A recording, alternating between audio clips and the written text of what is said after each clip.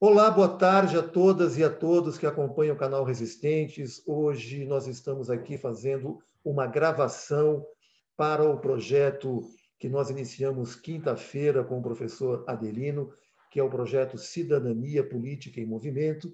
E hoje nós temos a honra e o prazer de receber o professor Renato Janine Ribeiro, para o qual eu já passo a palavra para fazer suas saudações iniciais. Por favor.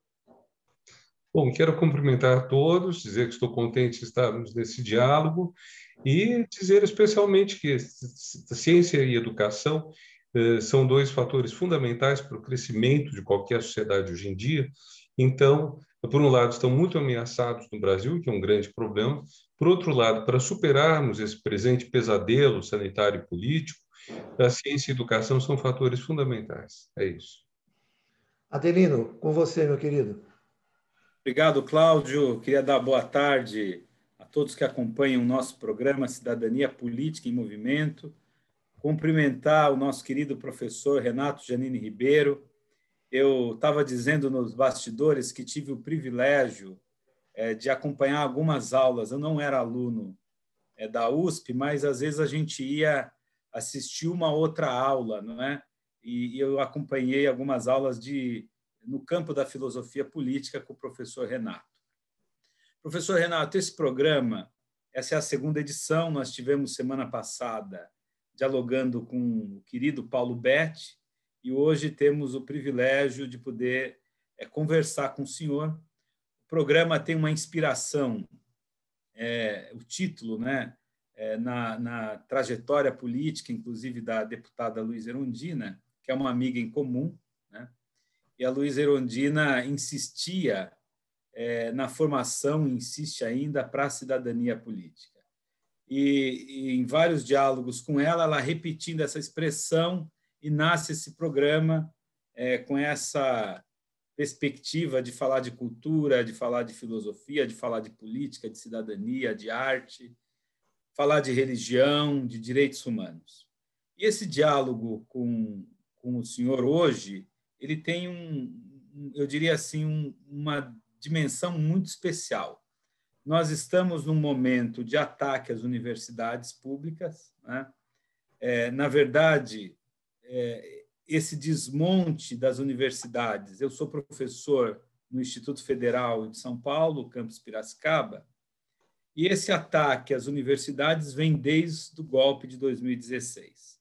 Começou um processo de desmonte, de corte de verbas. E, na verdade, nesse ambiente também de ataque à ciência, ao pensamento crítico, toda essa onda do negacionismo que vai contra as orientações da ciência. Então, nós vivemos um ambiente, do ponto de vista político, conturbado, do ponto de vista civilizacional, aberto por uma profunda crise, né? E eu gostaria de colocar esse diálogo para início. A gente tem acompanhado a trajetória do professor Renato, que foi ministro, um escritor competente, professor renomado, e que discute exatamente o tema da ética e da filosofia política, e que agora se apresenta para assumir a direção, um trabalho aí fundamental na Sociedade Brasileira para o Progresso da Ciência, a SBPC. Qual a importância hoje da SBPC, professor, nesse cenário de negacionismo, inclusive de ataque ao pensamento científico e de desmonte da ciência nacional com corte de recursos? Pois é, esse é um grande problema. Deixando só claro, eu sou um dos candidatos à presidência da SBPC, então dependerá do resultado da eleição, eu assumir ou não a direção dessa sociedade tão prestigiosa, fundada em 1948, no mês de julho, e que é o grande local em que se reúnem não só cientistas, mas educadores e pessoas também que têm a educação e a ciência como um grande valor, para defender as causas da ciência e da educação. E a SBPC tem sido muito ativa, quanto ao presidente, Eudoro Moreira, nesse combate, um combate muito difícil, porque nós temos um governo que realmente não crê no conhecimento científico, é uma coisa quase inacreditável você ter um governo hoje em dia que considera com tanto desleixo a ciência, o que aparece nas orientações do governo quanto à saúde, especialmente dos mais próximos a ele. Nós estamos vivendo uma pandemia horrível, muita gente morreu, e no Brasil morreu mais gente proporcionalmente do que no mundo como um todo. Quer dizer, levando em conta a nossa população, deveria ter morrido menos gente no Brasil do que tem morrido. Percentualmente ao mundo, teria sido, vamos dizer, nosso percentual deveria ter estabilizado abaixo de 1.000 mortes por dia, não 3.000, eventualmente 4.000, mais de 2.000, como tem chegado. Então, isso é fruto, em grande parte, de um governo que despreza as medidas recomendadas pelos médicos, pelos cientistas, como o porte de máscaras, o distanciamento físico, a higienização constante da mão com uma lavagem demorada com sabonete ou o uso de álcool gel, e que também foi muito desleixado na aquisição das vacinas. Então, nós estamos pagando literalmente com a vida de muitas pessoas esse descaso com a ciência. E uma das coisas que eu digo no meu manifesto de candidatura é: hoje, todas as vidas que foram salvas, todas as vidas que foram poupadas deste flagelo, o foram graças à ciência. Ou graças aos cuidados que a ciência recomenda, distanciamento, álcool gel, higiene, ou devido à vacina, que onde ela começa, nos lugares em que ela foi aplicada com rigor, com um grande número, despencou o número de mortes. É o caso especificamente de Israel, né, que é um país que vacinou uma parte significativa de sua população, embora não nos territórios ocupados. Mas, então, tudo isso indica uma importância muito grande da ciência e da educação, que são assuntos para os quais o governo não tem proposta, ou tem proposta negativa. Veja que, quando o governo informou quais eram seus projetos de lei prioritários, o único sobre educação era sobre um assunto que interessa a 5.000 famílias que querem, que é o homeschooling, o ensino domiciliar. As 5.000 famílias repertoriadas no Brasil querem isso. E esse é o único tema de educação, quando nós temos no Brasil mais de 40 milhões, 48 milhões de pessoas na educação básica. Então, quer dizer, eleger uma pauta de 5.000 em vez de uma pauta de 48 milhões é espantoso. O Fundeb, que é um fundo que foi criado só para o ensino fundamental no governo Fernando Henrique, para ajudar os municípios e estados mais pobres, foi estendido ao ensino básico, quer dizer, também ao ensino médio. No governo Lula, o Fundeb terminava no fim do ano passado. O governo não deu nenhum passo para renová-lo. No fim, foi o Congresso que tomou a si essa tarefa e fez essa renovação. Então, nós temos uma situação toda no Brasil que é uma situação de bastante, como dizer, o Brasil está numa situação única no mundo. É o único país que tem um governo com essa postura. Mesmo Trump, que em quem Bolsonaro se inspirou para várias coisas, Trump, apesar disso, comprou vacinas. Então, ele descuidou-se, fez aglomerações, não usou máscara, desdenhou o coronavírus, mas ele comprou vacinas para os Estados Unidos. Então, quando Joe Biden assumiu e decidiu vacinar para valer, que o Trump não estava fazendo, mas havia material. E o nosso governo nem isso fez. Então, nós estamos numa situação muito delicada, muito difícil hoje em dia, e que exige a união de todas as pessoas que amam a vida, que amam o conhecimento, para pôr termo a essa situação tão ruim atual. Professor, eu acompanhando aqui a sua reflexão muito, eu diria assim, muito contundente, né, sobre talvez a irresponsabilidade. Eu gosto de citar o pensamento do doutor Miguel Nicoleles, que ele usa dois termos, né, para falar da atuação desse governo. Ele diz da irresponsabilidade e da atitude criminosa, né, que ele vai responsabilizar a política de saúde, né, ou a falta de política de saúde, como a consequência direta de chegarmos a um nível tão elevado de mortes, né? Mas eu queria, acho que a gente vai poder conversar um pouco mais sobre isso, mas eu queria trazer o debate para um campo que é próprio do professor, que é o campo da ética e da filosofia. Lá na filosofia moderna, né, a gente vai se deparar com o pensamento mais empirista, e há uma ideia de que contra fatos, argumentos, né? Mas nós vivemos no Brasil uma situação contrária. Criou-se um clima de negar, inclusive, as próprias mortes. Nós estamos num número subnotificado, que nos aproxima de 450 mil mortes, né? Sabemos que o próprio doutor Nicoleles tem dito isso, que o número de mortes é muito maior. Mas como explicar, do ponto de vista, talvez, da ética, essa cultura que se criou, que vai negando uma realidade que é tão brutal e que atinge a população mais pobre, inclusive, e é tão evidente?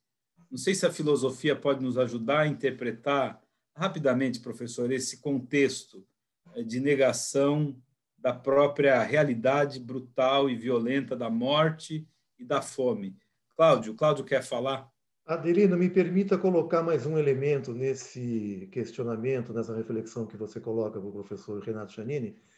O Miguel Nicoleles tem colocado de uma crise de hedonismo, principalmente no Brasil e no mundo, de pessoas que chegaram a tal ponto no exercício do prazer que não conseguem se desvincular desse sentimento em vista de uma pandemia tão trágica que nós assistimos, e eles se sentem impotentes de se articularem no movimento mais consolidado de isolamento, de uso de máscara, enfim, de tudo aquilo que a ciência e a Organização Mundial da Saúde recomenda. Queria só acrescentar esse dado trazido pelo professor Nicoleles também a essa reflexão. Tá bom. São várias questões que vocês acabam colocando. Vamos começar do começo. O fato é o seguinte: até o século XVIII, você não tem um pensador que se preocupe muito com a questão da compaixão, com a questão de você sentir junto com o sofrimento alheio. É verdade que Cristo fez uma pregação nessa direção, mas se você pega o pensamento posterior, o pensamento que está próximo do poder, essa preocupação é muito baixa.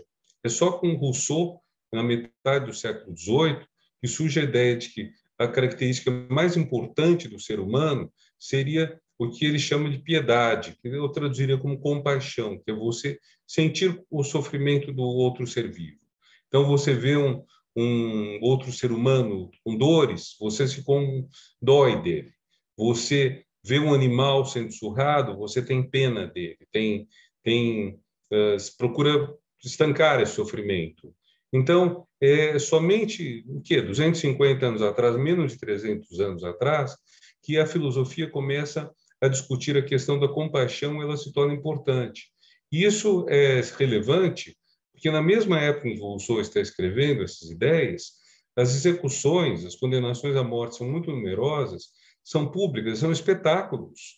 E, às vezes, o espetáculo é precedido de uma tortura, que é uma forma de prolongar a dor do condenado e, ao mesmo tempo, é triste dizer, mas o público gosta disso, o público vai lá para assistir. Então, a ideia de que exista um sentimento de compaixão, de solidariedade, é uma coisa que não vou dizer que não existia antes, mas faz menos de 300 anos, que na história da humanidade é muito pouco tempo, faz menos de 300 anos que essa ideia, que esse prazer, esse voyeurismo, esse prazer de enxergar o outro sofrer, foi sendo combatido, foi sendo diminuído. E, graças a isso, o que nós temos? Nós temos uma sociedade hoje mais preocupada com o outro. Se nós vivêssemos no estilo do século XVIII, mesmo que tivéssemos ciência, provavelmente não iríamos nos preocupar com a dor alheia, sabe? Iríamos pensar, bom, isso acontece, uma parte morre, outra parte vive.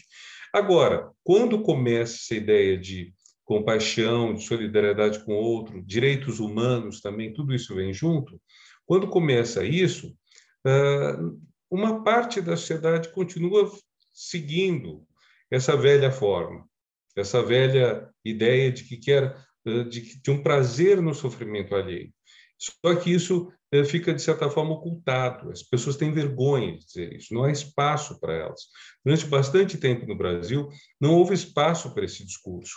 Havia um discurso indireto, que era o discurso de combate ao crime, de pessoas que diziam: bandido não merece direitos humanos, ou direitos humanos para humanos direitos.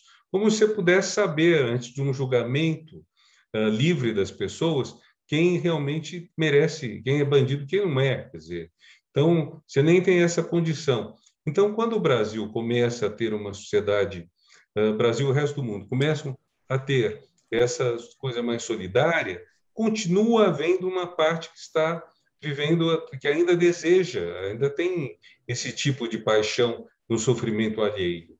E isso é um assunto que é muito, que geralmente era omitido, era guardado, era deixado de lado, mas a partir de um certo momento, destampa-se a tampa e essas pessoas sentem-se à vontade para colocar o que quiserem. É um pouco o que aconteceu esses últimos anos.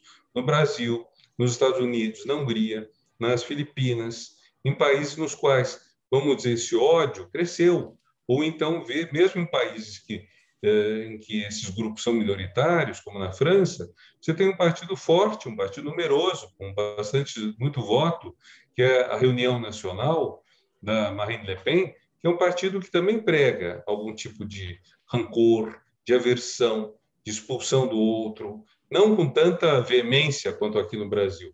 Tanto que a própria Marine Le Pen falou não, que ela não tinha nada a ver com o Bolsonaro. Mas existe esse crescimento disso. Isso quanto à pergunta do Adelino. Quanto à pergunta do Cláudio, a questão do hedonismo, que é levantado pelo professor Miguel Nicolares. Uma manifestação hedonista. O hedonismo, sim, sim, sim. O que acontece é que realmente nós estamos numa sociedade que é muito, enfim, está muito construída em cima da busca do prazer. É o que se espera. Vocês vejam, por exemplo, um governo. Um governo tem dificuldade de permanecer, de se manter no cargo, ou de ser reeleito, ou mesmo de terminar seu mandato, se ele não melhorar a vida das pessoas. Hoje, por um lado, existe uma objetividade no cidadão. Ele quer que a vida dele melhore. Por outro lado, se a vida dele não melhorar, ele culpa quem está no governo. Não importa se houve uma crise mundial, não importa o que houve.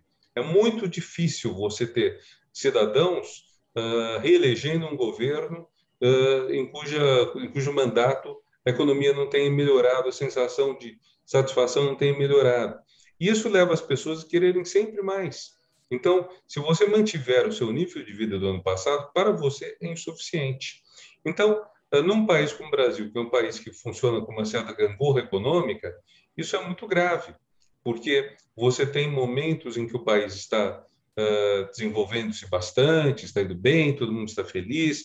Primeiro mandato de Fernando Henrique, 2 mandatos de Lula, no começo do primeiro mandato de Dilma, e tem momentos em que o país está mal. E aí, nesse momento em que o país está mal, o governo fica muito impopular, pouco importando se ele tem culpa ou não, se ele está tentando ou não sair disso. Então, isso que o Nicoleles chamou de hedonismo, de busca do prazer, repercute desse jeito. Então, qualquer restrição a meu desejo de consumo é mal vista. Daí, você ter tanta gente que não suporta as medidas de contenção e que quer sair delas. E não só no Brasil, né? Muito bem, deixa eu saudar aqui a chegada do Rafael Gonzaga, professor também, participante do projeto. Eu vou ter que me ausentar agora, passo a bola. Eu já transformei tanto o Rafael quanto o Adelino em host. Então, vocês ficam com a responsabilidade de fazer o encerramento. Eu quero agradecer aqui mais uma vez a presença do Renato Janine Ribeiro, uma honra poder tê-lo aqui no nosso canal. De qualquer maneira, eu vou deixar gravando aqui na minha máquina e a gente depois faz a edição que for necessária para colocar no ar na quinta-feira. Tá bom? Ok. Um forte Obrigado, abraço, Cláudio. Renato, um abraço, Rafael, um abraço, professor Adelino. Tchau, Cláudio. Tudo de bom. Prazer. Igualmente. Rafael, vou passar a palavra, você que estava chegando aí da rua, né, nas atividades. Saudações, professor Renato Janine Ribeiro. Eu estava numa ONG que eu tenho um projeto de formação de cidadania para crianças e adolescentes, né? E acabei me estendendo lá mais do que deveria. Eu estava acompanhando aqui a conversa e quero agradecer também a sua presença aqui no Cidadania em Movimento, né? Cidadania Política em Movimento. E eu tenho até uma questão, assim, que eu acho que você é a pessoa ideal para responder, né? Você trouxe o Rousseau agora para falar dessa questão da empatia, né? Em relação ao sofrimento do outro. E nós estamos vivendo, né, um governo anticientificista. Você consegue identificar alguma, eu vou chamar assim, de raiz desse anticientificismo contemporâneo? Porque, por exemplo, quando o Eric Hobsbawm vai analisar o nazismo, ele associa a uma tradição pré-iluminista, né?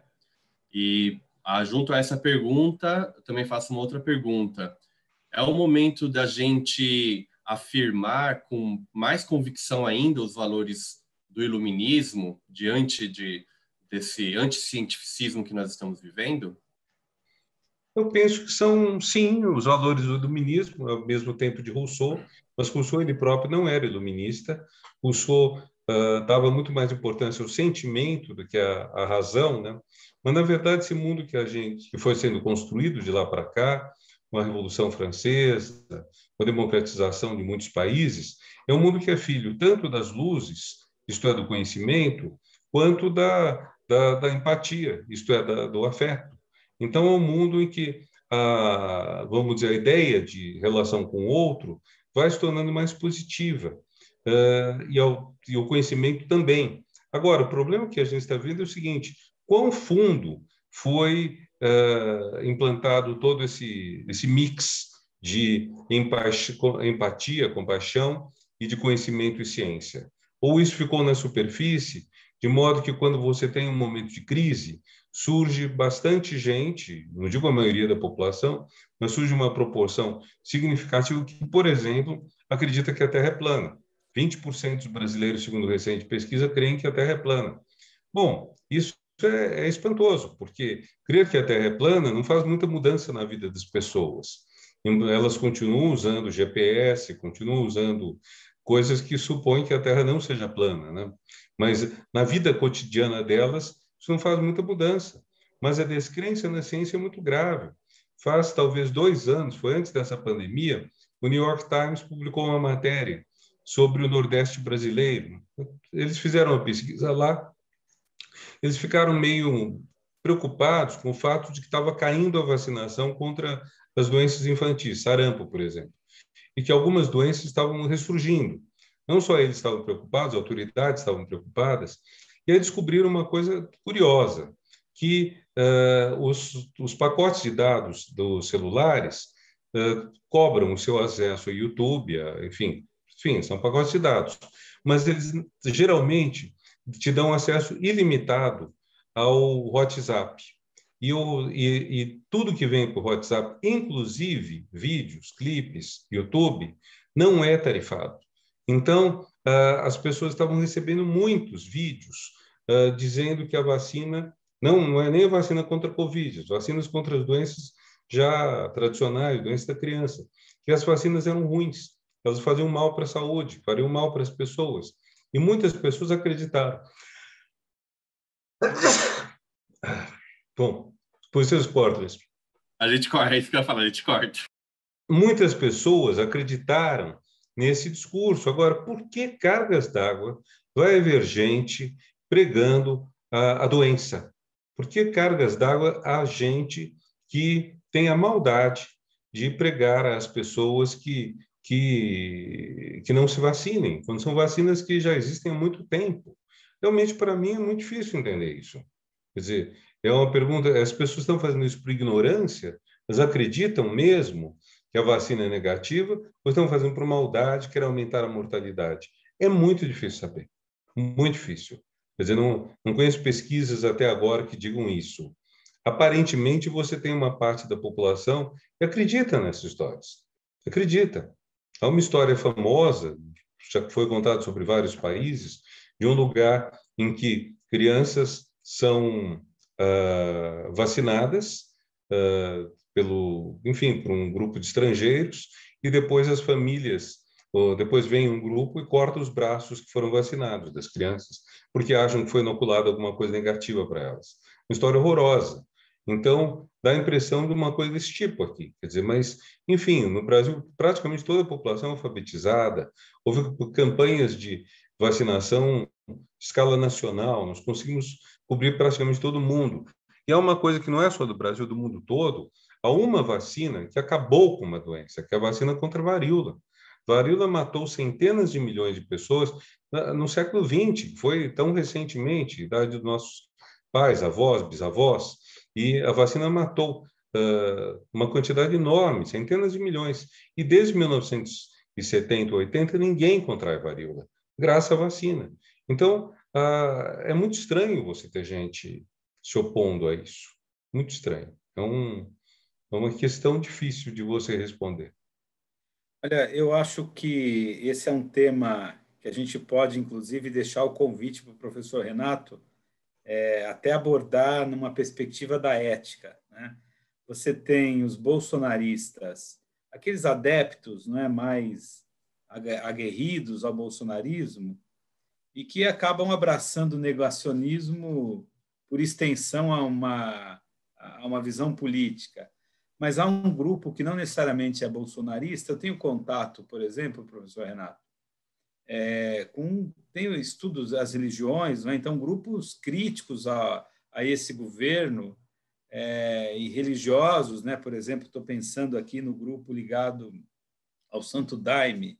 Não posso dizer que todos, né? Mas um grupo em específico que tem uma atuação contra a vacina, apesar de serem críticos a esse governo. Então, quer dizer, esse negacionismo ele é muito mais complexo, né, e difuso do que... Mas, Adelino, duas coisas aí. Tem gente também, na homeopatia, que não gosta de vacina.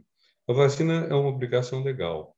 Então, mas existem certos conflitos sobre concepções de saúde. Você falou do pessoal da ayahuasca, do Santo Daime, tem outros, mas são grupos muito minoritários nesse conjunto todo.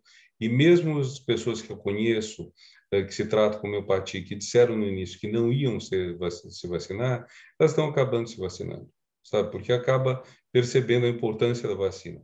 Mas é um pouco, de fato, você tem razão, mas isso é bem minoritário.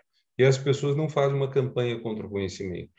Aí, eventualmente, elas creem em certas coisas específicas, elas creem que hábitos saudáveis, por exemplo, bastariam para você ter saúde. É uma crença que você tem.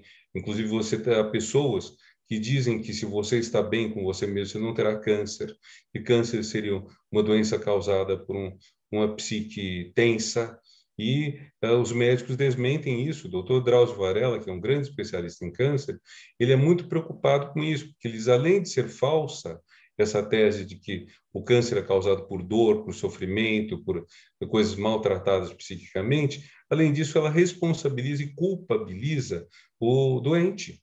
O doente tem que ser tratado, tem que ser ajudado, não pode ser culpabilizado. Podem dizer, tá vendo, você pegou câncer porque você não conseguiu digerir os seus sentimentos ruins. Eu disse, não tem nada a ver com isso. Mas essa é uma polêmica secundária. A questão principal é que você tem pessoas que estão negando mesmo a doença, né? É um grupo, e aí é uma visão política. Professor, eu queria voltar. Rafael chegou, a gente conversou no começo um pouco sobre a candidatura do professor na Sociedade Brasileira do Progresso à Ciência, né? Que é a SBPC.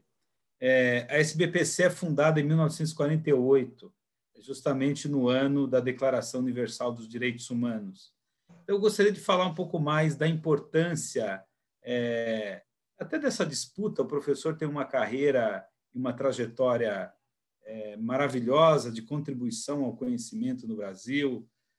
Eu mesmo, quando era garoto, eu já falei aqui, gostava de frequentar ali um pouco as aulas do professor. Confesso que eu gostava das aulas do professor, gostava das aulas da Chauí, e a gente entrava naquelas salas que eram verdadeiras conferências, né? Algumas vezes. E o professor foi ministro da Educação em 2015, né? Período conturbado, inclusive. Eu gostaria de ouvir um pouco mais sobre a importância, a gente já falou lá da SBPC nesse cenário, de fortalecer uma cultura, que até agora a gente falou do negacionismo e da visão anti-ciência, né? Como é que nós podemos retomar um certo, se eu posso dizer que o Brasil teve algum protagonismo, né? Mas um certo protagonismo de uma inteligência nacional, e qual a importância da SBPC nesse cenário de luta para defender uma ciência, inclusive nacional, professor? Olha, ciência nacional você não tem, porque ela é mundial. Agora, o que aconteceu? O Brasil, nos anos de bastante aplicação de recursos na ciência, foi sobretudo no governo Lula, o Brasil cresceu muito, não só virou a 7ª economia do mundo, hoje caiu várias posições, como também chegamos, se não me engano, à 11ª posição na publicação de artigos científicos, que é significativo.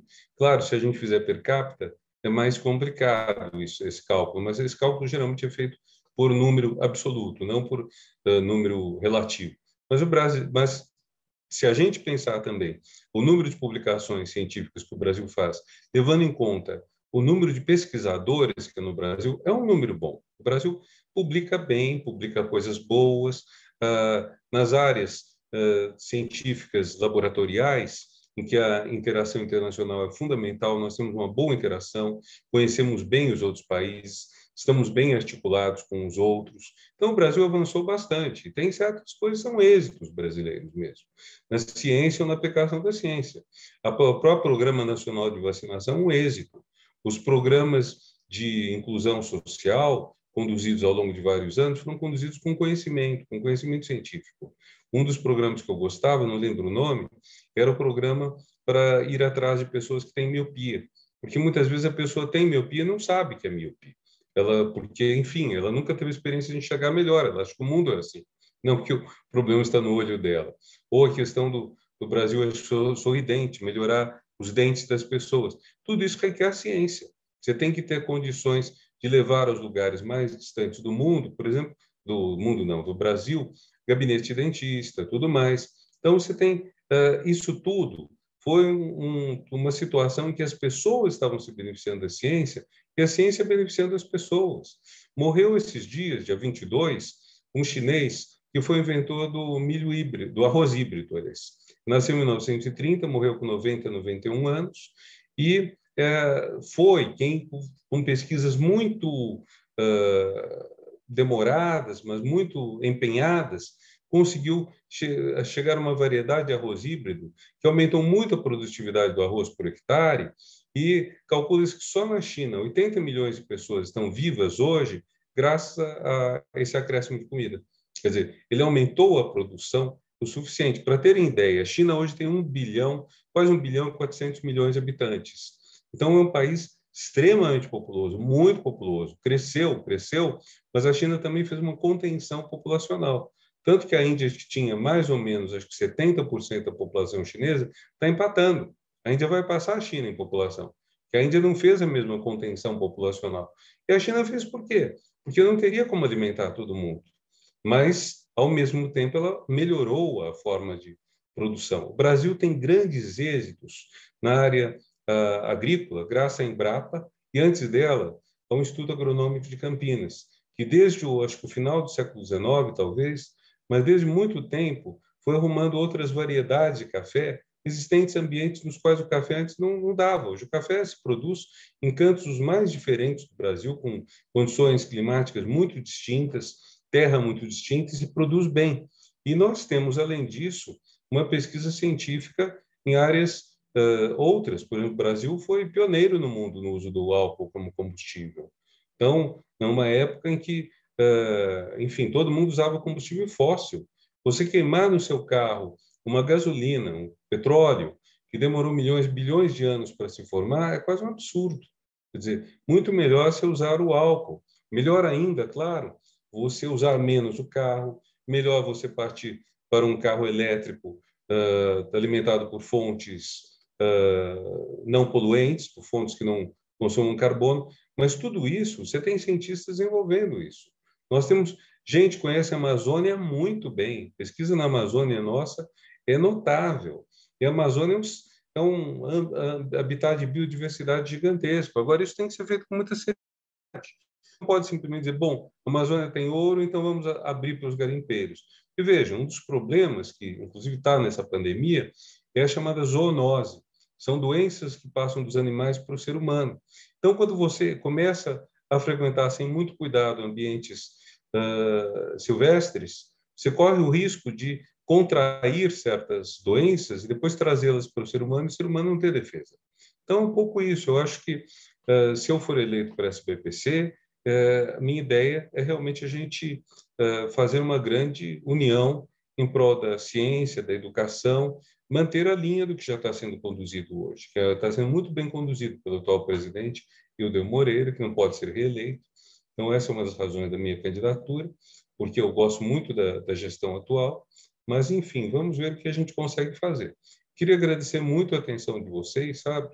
E dizer que espero que a gente continue lutando juntos por essa causa da ciência, da educação, da democracia. Está tudo ligado, porque é espantoso como o ódio a uma vem com o ódio a outra, né? É muito espantoso. Mas eu acho que a raiz disso, gente, está num problema com a compaixão, sabe? Acho que está num déficit de empatia, uma sensação de que de que o outro não importa, sabe? De que não sofrimento alheio a gente responde e daí, sabe? Uma coisa meio desse tipo. Acho que é esse o problema. E isso se alastrou nessa situação brasileira. E a gente tem que saber curar isso, saber resolver isso. Professor Renato, nós já estamos quase terminando nessa nossa conversa e eu estou aqui lendo o seu manifesto na sua candidatura a presidente da SBPC, né? E o título é O Brasil nunca precisou tanto da SBPC. E aí tem alguns itens, nós vamos disponibilizar o manifesto no canal Resistente e também em outros sites para a gente popularizar esse documento que é muito interessante, não é? Que atrela a produção da ciência com a preservação da vida, com a qualidade da vida e traz a temática da justiça social. Quer dizer, a ciência como aquela que também vai ser a propulsora da justiça social. Eu acho que vale a pena, é um documento que vale a pena ser lido, vale a pena ser assinado, né? Compartilhado, a gente vai fazer esse trabalho de compartilhamento e torcer, professor Renato, para que o senhor realmente possa... Na verdade, eu acho que o senhor é muito corajoso, né? Num momento tão conturbado e tão difícil, assumir a direção, se colocar à disposição de uma entidade que está sob ataque, não é? Nós precisamos lembrar que esse governo ele é anti-ciência, ele é anti o acesso à universidade, do ponto de vista mais prático. Eu sou do Instituto Federal, estamos agora com um orçamento que vai nos manter até agosto. Se não houver uma grande mobilização social para reverter esse corte de orçamento, nós vamos ter as universidades fechando. Então, eu queria, com isso, ressaltar a coragem do professor Renato de se colocar, de pôr o nome à disposição, um nome que tem já uma trajetória, né, para dirigir a SBPC. Vamos trabalhar para que o nome do professor chegue aos colegas, né, associados. Rafael, vou passar a palavra para você, não sei se você tem algum comentário, e aí a gente volta para o Renato para a gente fechar. Eu gostaria novamente de agradecer ao professor, e quando você traz essa questão da compaixão, isso me toca mesmo, assim, realmente eu penso dessa maneira também, né? Tenho trabalhado no sentido das comunidades periféricas aqui de Piracicaba contarem sua própria história, que é uma forma delas mostrarem que elas existem, né, para o restante da sociedade piracicabana. E talvez assim, na sua fala final, professor Renato Giannini, você tem pensado dentro do seu manifesto, da sua proposta para a SBPC, a questão de tornar mais acessível a ciência, de levar a ciência para essas regiões periféricas das cidades brasileiras, tornando elas mais, vamos dizer assim, popularizando a ciência, né? É algo que eu também acredito que seja muito importante. E, mais uma vez, agradecer sua presença. Realmente, para mim, assim, foi muito importante. Muito obrigado, nós estamos todos na mesma luta. Rafael, a SBPC tem uma longa tradição de educação científica, com a revista Ciência Hoje, o Instituto Ciência Hoje. Ela foi pioneira nisso tudo, né? Então, quer dizer, com certeza, tudo isso tem que ser feito, tudo isso hoje está muito difícil, como disse o Adelino, as verbas estão praticamente acabando, né? Mas, enfim, nós temos que lutar, não podemos nos conformar com isso. Muito obrigado a todos e espero que a gente continue lutando juntos. Felicidades. Professor Renato, obrigado pela presença. Nós terminamos assim o nosso segundo episódio, né, do programa Cidadania Política em Movimento, e esse programa que passa a integrar uma ação de extensão do Instituto Federal, discutindo política, cidadania, direitos humanos, diversidade, né? Queremos convidar vocês para estarem conosco às quintas-feiras, sempre às 20 horas, dialogando sobre vários temas e formando para a cidadania política.